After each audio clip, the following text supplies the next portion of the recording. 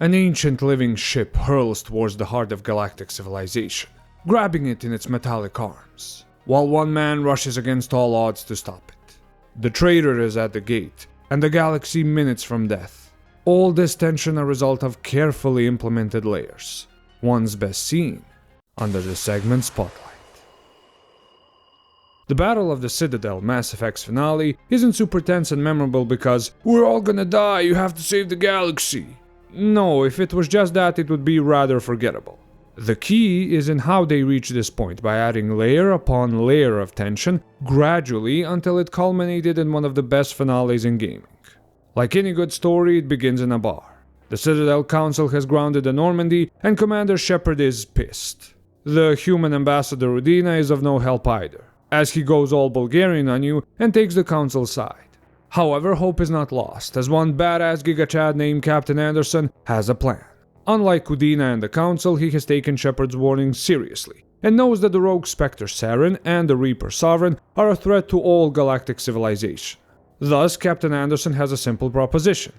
I take the fall for now and get the lockdown on Normandy lifted, and you go after Saren and Sovereign. We are then given a choice of how we want Captain Anderson to do this. Either by hacking a dockside terminal with CSEC officers nearby, or by punching Udina in the face. What kind of choice is that? Go punch that politician!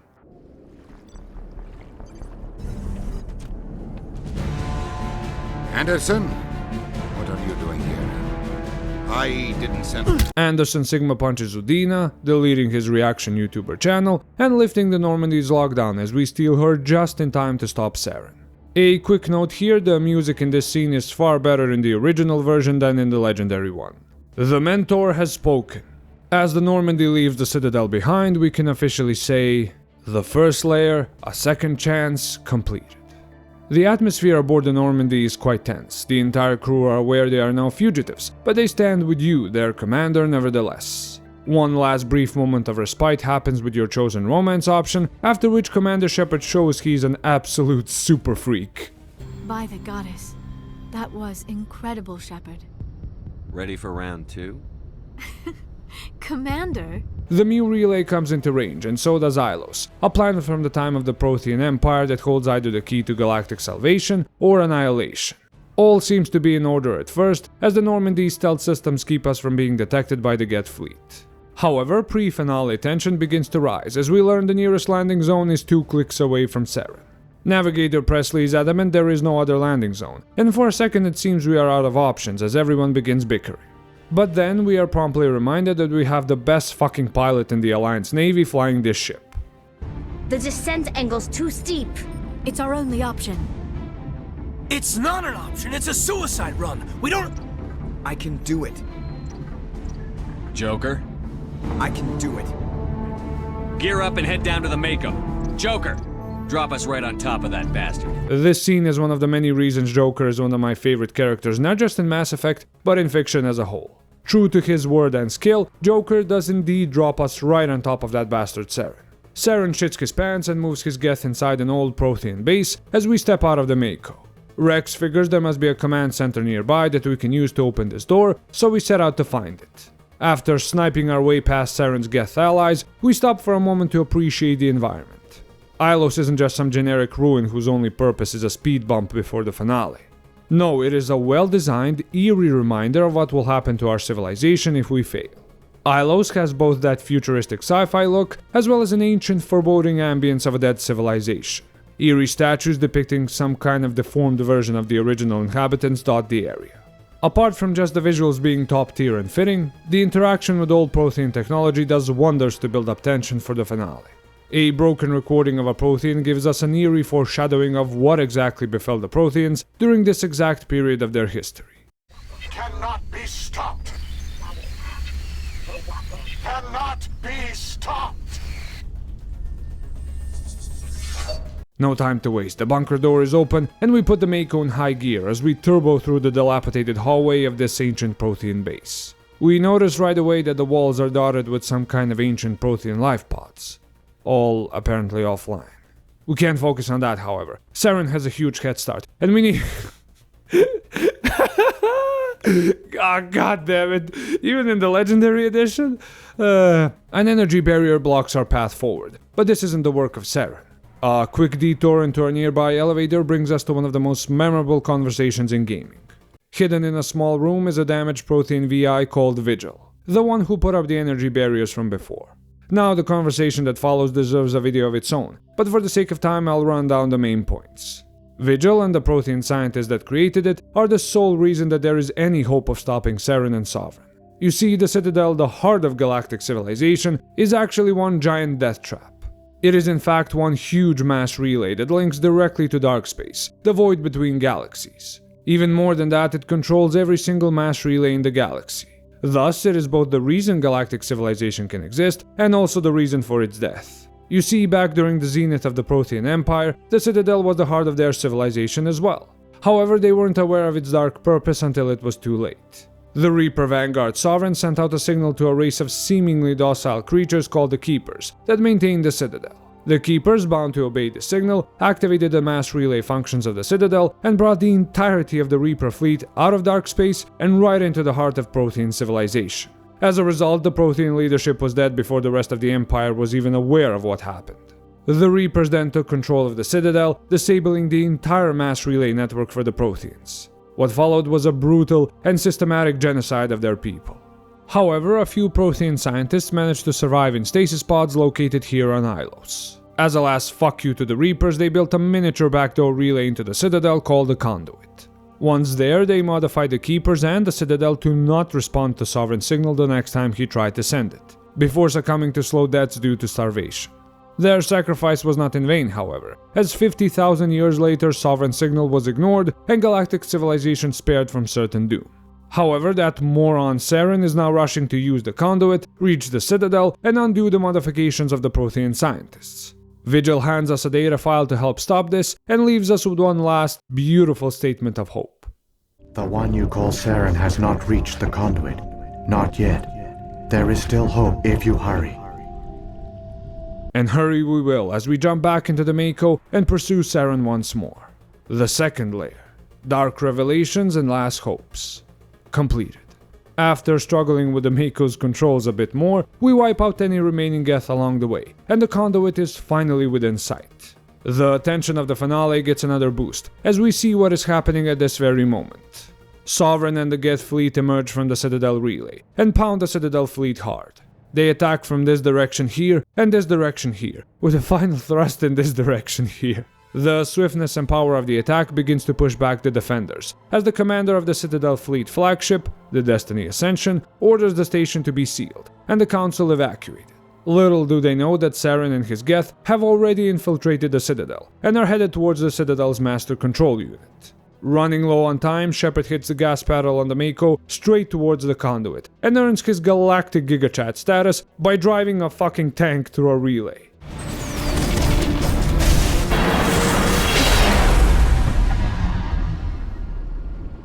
After making it to the other side and taking out some Geth with the Mako, Shepard climbs out to observe the damage. The Citadel, the heart of galactic civilization, a hub we would often return to for quests or to buy gear, is now ablaze. A local VI tells us just how much damage the Citadel has suffered, but most important of all, where Saren is and where he is heading. Time for one last elevator ride. As we ascend in pursuit of Saren, we get one more cinematic reminder of how bad things are getting, and with it a sharp rise in tension. First of all, we learn that the Citadel Master Control Unit is the Council Chamber itself, as we see Saren rushing towards it. Saren then triggers the closing of the Citadel. A Turian Dreadnought stands in the way of Sovereign as he rushes to the Citadel before the arms close. Just to demonstrate the sheer difference in size and power, Sovereign doesn't even fire a single shot at the Turian Dreadnought, but rather just rams into it, pushing past it like it was nothing. Or in the slang of the youth, Sovereign totally frame-mogged that Turian Dreadnought with its Reaper drip. Sovereign is now inside the Citadel while the battle outside continues. It unfurls its metallic arms and grasps tightly around the Council Tower. All the work the Prothean scientists put into modifying the signal, the last sacrifice of an entire people to stop a galactic extinction event, is about to be undone. Saren shuts down the elevator we are using, forcing Shepard to step out guns blazing with the boys on the very outside of the Citadel Tower.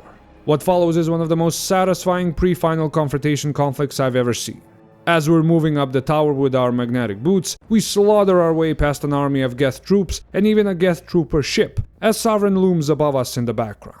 Not only does Sovereign's scale become super apparent from this perspective, but the scale of what's at stake as well. The last of the Geth fall, and we approach a small hatch that leads into the council chamber.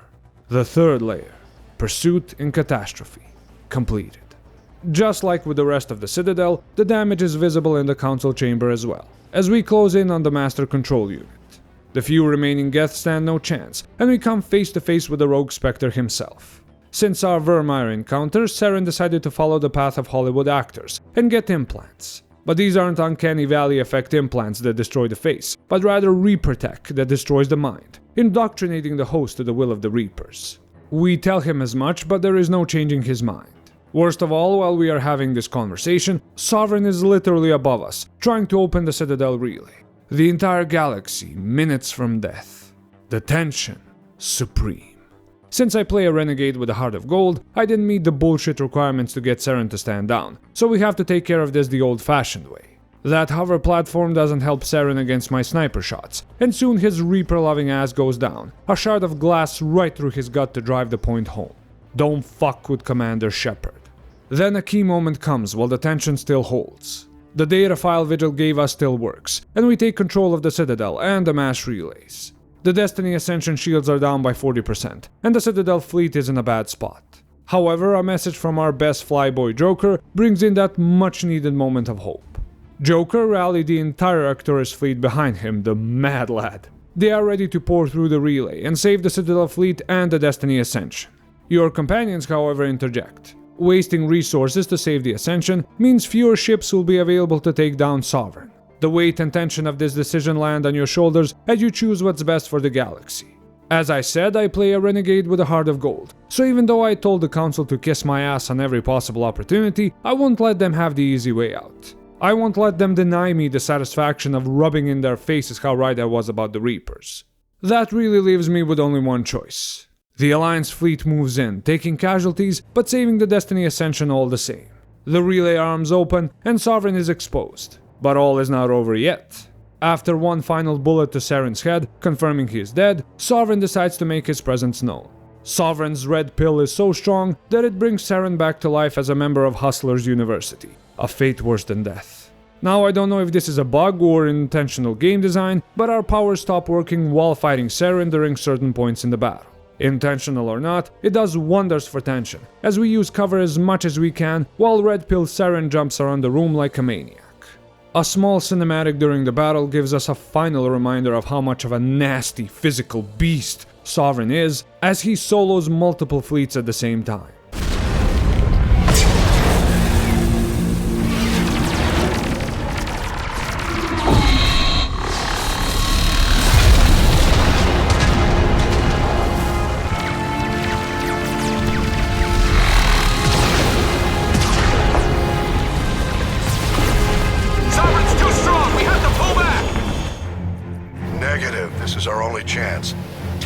Monster down no matter what the cost. If we fail now and the Citadel relay opens to bring an entire fleet of such monsters, it's so over. Oh, the glorious tension. Thankfully, Shepard and the boys prevail, and Saren's carcass disintegrates, sending a shockwave that cripples Sovereign for a brief moment. Your struggles create an opening for the Alliance and the Citadel fleets. Now I showed you how we got to this moment, but I won't narrate over it. Let's enjoy peak Mass Effect together.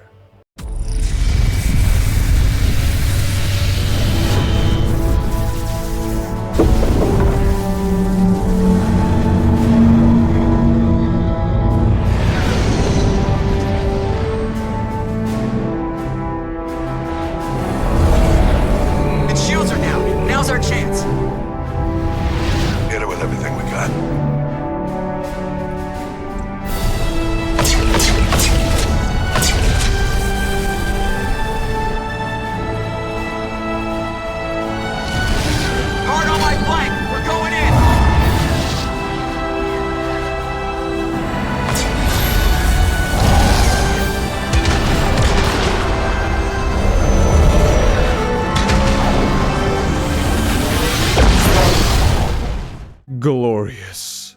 After that cathartic moment, BioWare throws one last curveball at us. Unlike Saren, Sovereign did not disintegrate, and Shepard orders the boys to run as Sovereign's pinky toe hurls towards the Citadel Tower. The action pauses, and the suspense kicks in as Captain Anderson and his rescue team find Shepard's boys, but no sight of the commander himself. The visuals imply a heroic death to save the galaxy, but moments later we see movement through the rubble. Our boy Commander Shepard is very much alive as he walks towards the others with a victorious smile on his face. That smile, that damned smile.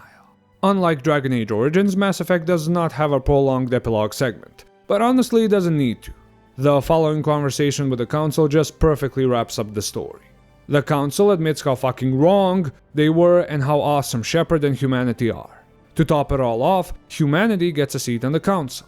As the hero of this battle, Shepard gets to pick who becomes humanity's counselor. Eat shit, Udina, there is only one clear choice here. After telling the Council one more time that they suck and they need us, Shepard walks away like the badass he is. The final dialogue of the game belongs to Chad Counselor Anderson, and it is just perfect. Perfect. Shepard's right. We're on the verge of a war with an enemy unlike any the galaxy has ever known. A war for the very survival of all life as we know it. Humanity is ready to do its part. We will not back down. We will not surrender. We will lead you into battle against the Reapers, and we will drive them back into dark space.